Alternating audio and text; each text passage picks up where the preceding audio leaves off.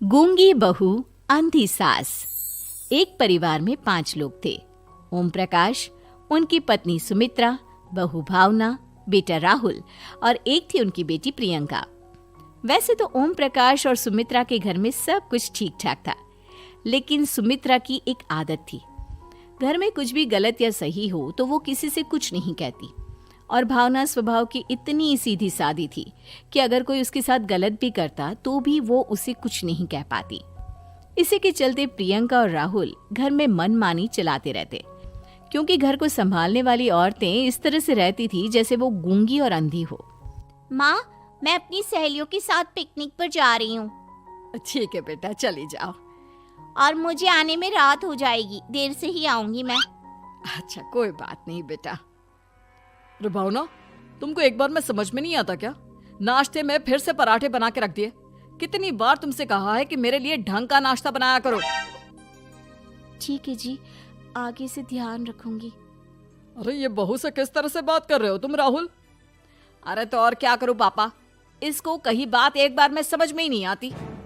सुमित्रा, तुम अपने बेटे को समझाती क्यों नहीं? बहू से बात करने का ये क्या तरीका है? अरे जिसकी जैसी मर्जी आए करो, मुझे क्या।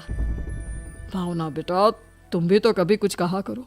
इस तरह क्यों सबकी बातें सुनती रहती हो? कोई बात नहीं पापा जी, सब ठीक है। रात को काफी देर तक प्रियंका घर नहीं आती और जब वापस लौट कर आती है तो एक लड़की के साथ बाइक पर बैठकर। सुमित्रा और भावना दोनों ही प्रियंका को लड़की के साथ देख लेते हैं। आज तो जोर से डांट पड़ने वाली है, लेकिन मैं डर क्यों रही हूँ? माँ तो सब कुछ देखकर भी अंधी बनी रहती है। और रही बात भाभी की, वो किसी को कुछ नहीं बताने वाली। कहने को भगवान ने आवाज दी है, लेकिन गूंगी है गूंगी। अरे प्रियंका बेटा, इतनी रात को कॉलेज से लौट कर आ रही हो? कहाँ गई थी तुम? पापा, वो सहेली के घर पर थी, पढ़ाई करने के लिए रुक गई थी। अच्छा, ठीक है, जाओ अपने कमरे में जाओ और सो जाओ। सुमित्रा ने अपनी बेटी को एक लड़की के साथ इतनी रात को आते देखकर भी उससे कुछ नहीं कहा और भावना ने भी इस बारे में किसी से कोई बात नहीं की। कुछ दिनों के बाद मामा जी का फोन आया था। उन्होंने प्रियंका के लिए कोई रिश्ता ढूंढा है। लड़के वाले उसे देखने आ रहे हैं। अरे मुझे नहीं करनी शादी वादी, किसी लड़की को बुलाने की कोई जरूरत नहीं है। ये तुम क्या कर रही हो प्रियंका बेटा? तुम्हारी शादी की उम्र हो चली है और तुम्हारे मामा जी ने बहुत अच्छा रिश्ता बताया है। पापा, अब जिद क्यों कर रहे हैं? और आप क्यों मेरी मर्जी के खिलाफ शादी कराना चाहते हैं? अरे माँ, इसको समझाइए ना। आपकी बेटी, आप तो बस चुपचाप सब कुछ होते हुए भी देखती रहती हैं। अरे तो क्या कहूँ, और मेरे कहने से क्या हो जाएगा? वैसे भी गलत क्या हो रहा है, सब कुछ सही तो है। भावना बहू, देखो तो प्रियंका हमारी बात नहीं समझेगी, लेकिन वो तुम्हारी हम उम्र है। क्या पता तुम्हारे कहने से उसे कुछ समझ में आ जाए। नहीं पापा जी, मेरे कहने से कुछ नहीं होगा। मैं प्रियंका को कैसे समझा सकती हूँ? वो ननद है मेरी, कहीं मेरी किसी बात का बुरा मान गई तो? सुमित्रा और भावना में से कोई भी प्रियंका को कुछ नहीं समझाता। इस बात से राहुल और ओम प्रकाश जी दोनों ही परेशान हो जाते हैं। और फिर जब लड़का प्रियंका को देखने के लिए आता है, मुझे आपकी बेटी बहुत पसंद है, मैं उसके साथ शादी करने के लिए तैयार हूँ। देखो, मुझे तुमसे शादी नहीं करनी, और ये बात जितनी जल्दी समझ में आ जाए अच्छा रहेगा। अरे तो फिर आप लोगों ने मुझे यहाँ बुलाया ही क्यों? माफ कर दो बेटा, वो हमारी बेटी जरा गुस्से में है, हम उसे समझाने की कोशिश करते हैं। हाँ, देखिए आप नाराज मत होइए, वो तो उसने बस ऐसे ही कह दिया होगा। अरे कोई ऐसे ही कुछ कहता है क्या? और ये आपकी पत्नी और माँ, ये दोनों इस तरह चुपचाप क्यों बैठे हैं, जैसे इस घर के मेंबर ही ना हो? आपके घर में सब कुछ ठीक तो है ना? अरे सब कुछ ठीक है बेटा। सुमित्रा, समझाओ ना अपनी बेटी को। अरे क्या समझाऊं, क्या होगा समझाने से? सब ठीक ही तो हो रहा है, गलत क्या हो रहा है? भावना, प्रियंका को अंदर लेकर जाओ और उससे समझाओ कि कितना अच्छा रिश्ता है। इतना अच्छा लड़का है, इस तरह से बिहेव ना करे। नहीं जी, मैं किसी से कुछ नहीं कह सकती जी। अरे अजीब परिवार है, मुझे तो यहाँ से निकलना पड़ेगा। इस तरह से तो आपकी बेटी की शादी किसी से नहीं हो सकती। जिसके घर की औरतें गूंगी और अंधी बनकर बैठ जाए, उस घर का कुछ नहीं हो सकता। ओम प्रकाश और राहुल सुमित्रा और भावना की हरकतों की वजह से बहुत परेशान हो जाते हैं। एक दिन वो दोनों आपस में बात करते हैं। पापा, समझ में नहीं आता कि भावना और माँ को कैसे समझाया जाए। सही कहते हो बेटा, तुम और मैं काम के सिलसिले में सारा दिन घर के बाहर रहते हैं और घर की दोनों औरतें जिन्हें सारा घर संभालना चाहिए गूंगी और अंधी बनकर बैठी हैं। पापा आप ही बताइए इसका क्या उपाय है। मेरी तो कुछ समझ में नहीं आता बेटा, लेकिन हमें कुछ तो करना पड़ेगा क्योंकि इन सब की वजह से प्रियंका बहुत ज्यादा बिगड़ती जा रही है। तुमने देखा उसे किस तरह से बिहेव किया था। अरे लेकिन पापा हम करेंगे क्या? हमें एक नाटक करना होगा। कुछ दिनों के लिए हम भी गूंगे और बहरे बन जाते हैं, उसके बाद इन दोनों औरतों को अकल आएगी। हाँ पापा, शायद आपकी बात ठीक है। हम दोनों हर बार बात को संभाल लेते हैं और इसी वजह से माँ और भावना कुछ भी करने की कोशिश ही नहीं करते।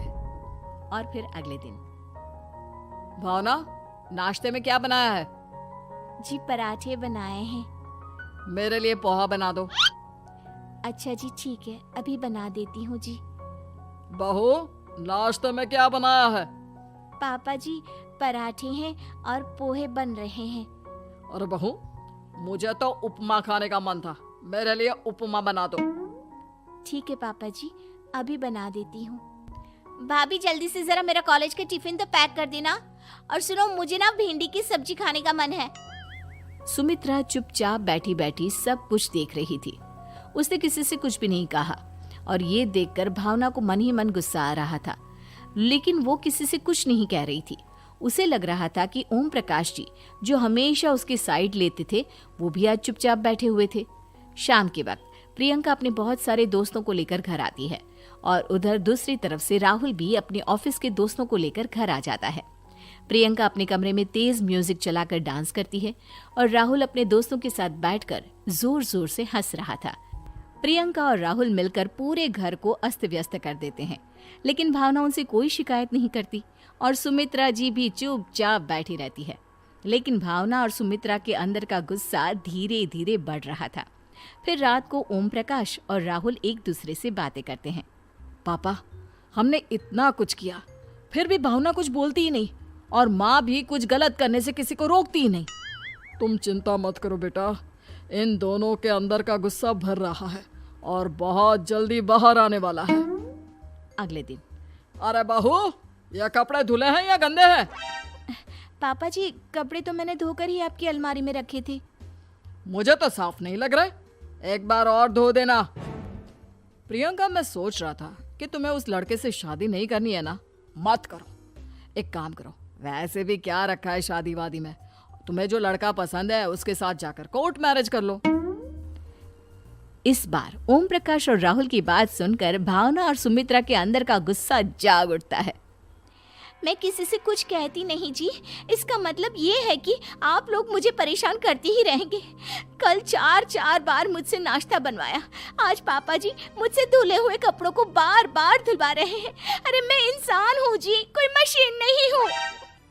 तुम दोनों ने मिलकर इस घर की कैसी हालत बना दी है और अपनी बहन को भागकर शादी करने के लिए कह रहे हो। तुम भाई हो या दुश्मन? ओम प्रकाश और राहुल जोर जोर से हंसने लगते हैं। अरे इसमें हंसने की क्या बात है?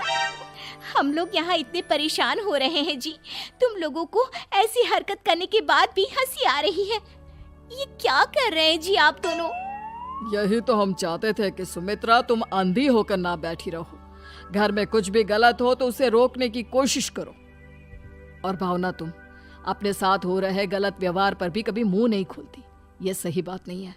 मैं चाहता था कि तुम्हारी भी जुबान खुले, तुम गलत बात का विरोध करो। गूंगी बहू और अंधी सास की ये जोड़ी इस घर में अब नहीं चलेगी।